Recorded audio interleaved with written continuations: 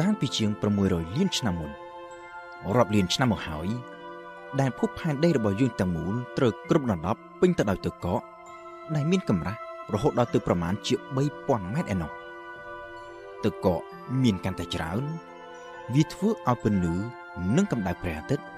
ត្រូវចាំងផ្លាតចេញទៅវិញក៏កាន់តែច្រើនហើយសីតុណ្ហភាពក៏ត្រូវធ្លាក់ចុះត្រជាក់កាន់តែខ្លាំងដែលនេះវាគឺជាយន្តការមួយតម្រូវឲ្យភពផែនដីរបស់យើងត្រូវជាប់នៅក្នុងអន្ទាក់ទឹកកកដោយមើលទៅហាក់ដូចជាគ្មានថ្ងៃដែលអាចចេញរួចមកវិញបានក៏ប៉ុន្តែនៅពេលដែលផ្ទៃដីនៅប៉ែកខាងលើត្រូវគ្របដណ្ដប់ពេញទៅដោយទឹកកកនៅឯខាងក្នុងផែនដីឯនោះវិញស្នូលផែនដីនៅតែមានសីតុណ្ហភាពក្តៅខ្លាំងដដែលគឺក្តៅរហូតដល់ទៅប្រមាណជា6000អង្សាដែលនេះជាសីតុណ្ហភាពដែលក្តៅជាងផ្ទៃខាងលើនៃព្រះអាទិត្យរបស់យើងទៅទៀតជាថ្មីម្ដងទៀតគឺឥទ្ធិពលនៃកម្លាំងចេញពីកម្ដៅនៅក្នុងស្នូលផែនដីនេះហើយដែលធ្វើឲ្យភពផែនដីរបស់យើងត្រូវក្រឡប់ចាក់សាជាថ្មីម្ដងទៀតហើយម្ដងនេះអ្វីត្រូវដើរបញ្ច្រាស់ត្រឡប់ទៅវិញការផ្ទុះភ្នំភ្លើងដែលធ្លាប់តែកើតមានជារឿយៗតាំងពីមុនមកនោះបានកើតមានឡើងយ៉ាងសកម្មសាជាថ្មីម្ដងទៀតនៅទូទាំងពិភពលោកទាំងមូលហើយការផ្ទុះភ្នំភ្លើងនេះវាបានធ្វើឲ្យឧស្ម័នកាបូនិកដែលត្រូវជាប់នៅក្នុងដីតាំងពីមុនយុគសម័យទឹកកកមកនោះត្រូវបញ្ចេញទៅក្នុងបរិយាកាសសាជាថ្មីឡើងវិញកាលពីមុនគឺមានថ្មដែលអាចស្រូបយកឧស្ម័នកាបូនិកទាំងនេះពីក្នុងបរិយាកាសឲ្យចូលទៅក្នុងដីវិញក៏ប៉ុន្តែនៅពេលនេះថ្មអស់ទាំងនេះ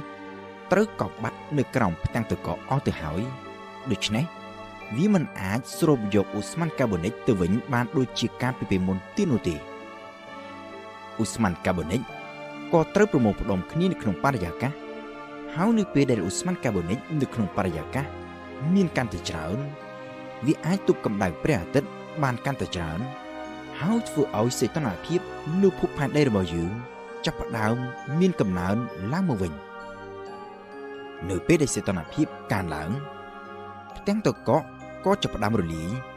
ហើយនៅពេលដែលផ្ទាំងទឹកកកថយចុះពន្លឺនិងកម្ដៅព្រះអាទិត្យ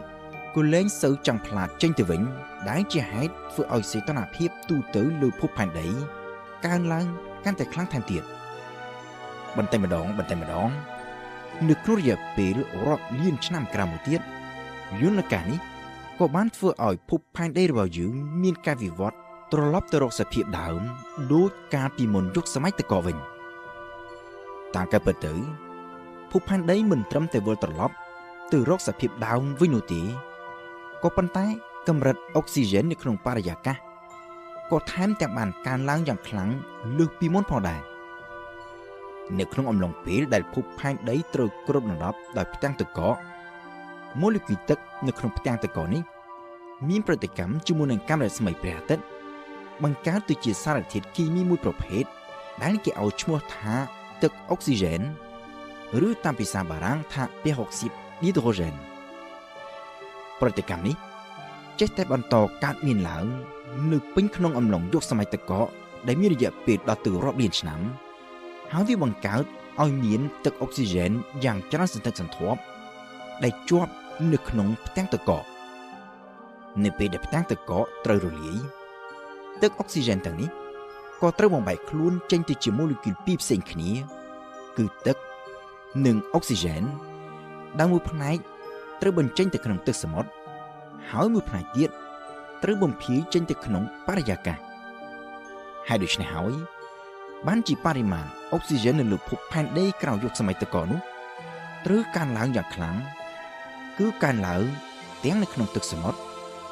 និងនៅក្នុងបរិយាកាស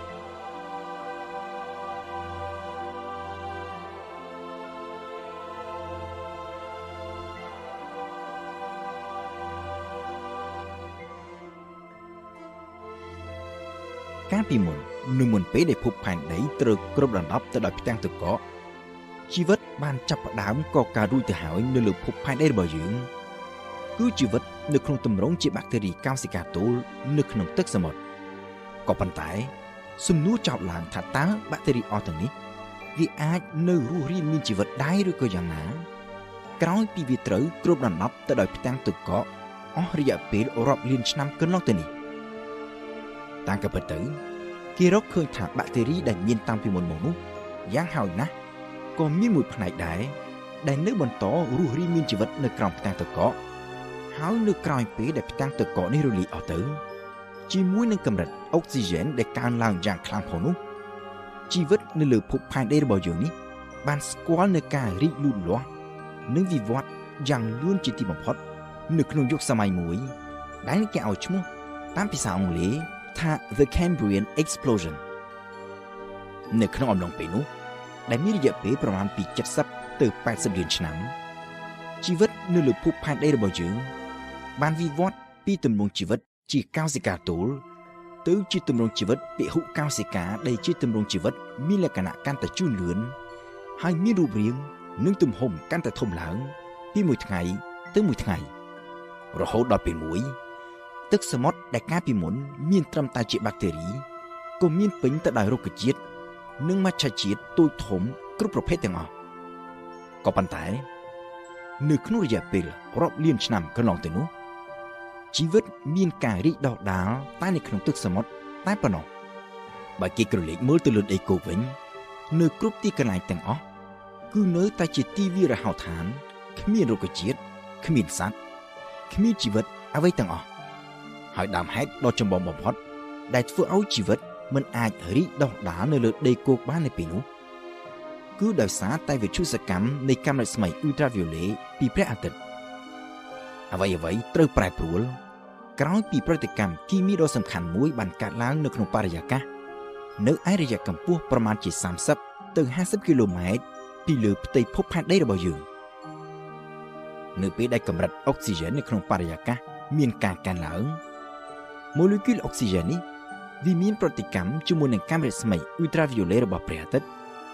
ក៏បង្កើតទៅជាឧស្ម័នមួយប្រភេទទៀតដែលគេឲ្យឈ្មោះថាអូโซនបន្តិចម្ដង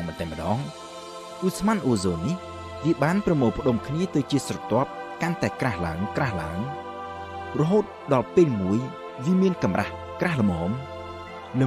អាចនឹងការពារផ្ទៃដីពីកាំរស្មី Ultraviolet បានចាប់ពីពេលនោះហើយដែលជីវិតចាប់ផ្ដើមមានការវិវត្តរីករាលដាលចេញពីក្នុងទឹកសមុទ្រឡើងទៅលើដីគោកដោយចាប់ផ្ដើមដំបូងចេញពីរុក្ខជាតិហើយបន្តមកទៀតនៅប្រមាណជាជិត400លានឆ្នាំមុនប្រភេទសត្វសមុទ្រមួយចំនួនក៏បានចាប់ផ្ដើមចេញពីទឹកមករស់នៅលើដីគោកដោយពីដំបូងរស់នៅជាប់នឹងមាត់ទឹកជាប្រភេទសត្វពាក់កណ្ដាលគោកនិងពាក់កណ្ដាលទឹកក្រោយមកទៀតប្រភេទសត្វទាំងនេះបានសម្របខ្លួនលើជីវិតដីគោកបានកាន់តែច្រើនអាចរស់នៅលើគោកបានកាន់តែយូរនិងកាន់តែឆ្ងាយពីមាត់ទឹកក៏ប៉ុន្តែបើទោះបីជាយ៉ាងនេះក៏ដោយពពួកសត្វទាំងនេះក៏នៅមិនទាន់អាចផ្ដាច់ខ្លួនចេញពីទឹកបានទាំងស្រុងនោះដែរដោយសារតែពួកគេចាំបាច់ត្រូវត្រឡប់ទៅពងក្នុងទឹកដើម្បីធ្វើការបន្តពូជរហូតដល់ប្រមាណជា300លានឆ្នាំមុនមានប្រភេទសត្វមួយចំនួនជាពិសេសពពួកល្មូនបានរកឃើញវិធីបន្តពូជថ្មីមួយទៀតដែលលែងចាំបាច់ត្រូវពឹងផ្អែកលើទឹកសមុទ្រតទៅទៀតគឺការបន្តពូជតាមរយៈស៊ុតដែលមានសម្បករឹងហើយដែលអាចស្តុកទឹកនៅក្នុងនោះបានតាមរយៈវិធីបន្តពូជបែបនេះពពួកសត្វទាំងនេះអាចពងនៅលើដីគោកបានដោយលែងចាំបាច់